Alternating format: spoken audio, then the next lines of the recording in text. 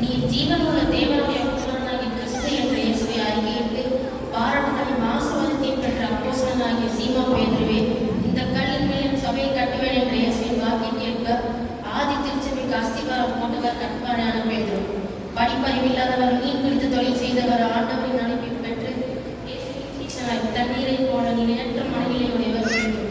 இயேசுவின் நேசத்தால் உறுதியான பேதுருவாய் கிறிஸ்துவ சபை வரலாற்று முதல் பிரசங்கம் செய்து இரவை சப்பானுக்கு சுகமளித்து தரிசனத்தால் ஆண்டவரின் சித்தம் அறிந்து 2 நிருபங்கள் எழுதினார். சிறைவாசம் சென்றார். மீட்பர் இயேசுவை போல சிலுவையில் நேராக தொங்க தகுதியில்லை என கூறி தலையீராய் அறைந்து தன்னை கொடுத்து ரத்த சஞ்சகம் அளித்தார். புதிய ஏற்பாட்டின் ஹீரோ அப்போஸ்தலனாகிய பேதுரு. அப்போஸ்தலனாகிய பன்னபா நல்லவன், சீர்திருத்திவான், லேவியன், ஆளுகையின் மகன் என்று அர்த்தம் கொள்ளும் பன்னபா என்று மறுபெயர் பெற்ற யோசேப்பு தனக்கு உண்டாயிருந்த நிலத்தை விற்று அதன் பிரியத்தை கொண்டு வந்த அப்போஸ்தலர் காலத்தில் வைத்தான். ஆகா, உடையவர்கள் எத்தனை செய்திகள்! ஊழியத்தில் சோர்ந்து போன மற்ற உடன்படிகளை உற்சாகப்படுத்தினார் பன்னபா. அப்போஸ்தலனாகிய பவுல் சீசர்கள் பணியான கிங்மேக்கராக செயல்பட்டவர் பன்னபா.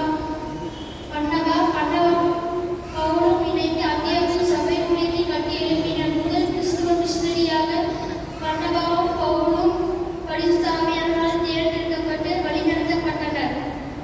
பன்னபா மார்க் என்னும் மறுபெயர் பெற்ற யோவானை அழைத்துக் கொண்டு சீர்திருத்தத்தில் ஊழியம் செய்தனர்.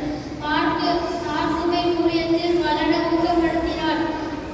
பன்னபா யூதர்களால் கல்லெறிந்து படுகொலை செய்யப்பட்டு இரத்த சாட்சியம் அளித்தார். புதிய ஏற்பாட்டின் மற்றொரு ஹீரோ பன்னபா.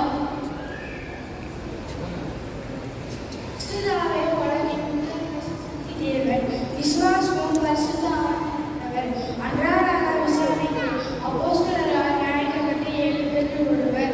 யூதர்களால் குற்றச்சாட்டப்பட்டு கல்லெறிந்து கொல்லப்பட்டார். இறக்கும்போது ஆண்டவரே, இவர்கள் மேல் இந்த பாவத்தை சுமத்திடும் என மனதாரட்டு கூறி தன் வலவாவட்டத்தை முடித்து ஜீவ கிரீடத்தை பெற ஆயுதமான ஹீரோ செய்வோம். கொடூரமானவர்களின் சீரால் சபை சிதறண்ட போதும் சமாரியாவில் நற்செய்தி. கிறிஸ்துவை பற்றி நற்செய்தியை பிரசங்கித்த அட்டப்பட்டணத்தில் மிகுந்த சந்தோஷத்தை காண செய்தவர் பிலிப்பு. எத்தியோப்பிய ராஜஸ்ரீ கத்தாகி என்பவருடைய மதுரைக்கு பரிசுத்த ஆவியானவரின் வெளியனுப்பித்ததால் ஞானஸ்நானம் கொடுத்து விசுவாசம் நடத்தினார். தீர்க்கதரிசி சொல்லுகிற கன்னியஸ்திரிகளாகிய 4 குமாரத்திகளும் சுவிசேஷகனாகிய பிலிப்பு உண்டு. அப்போஸ்தலர்களால்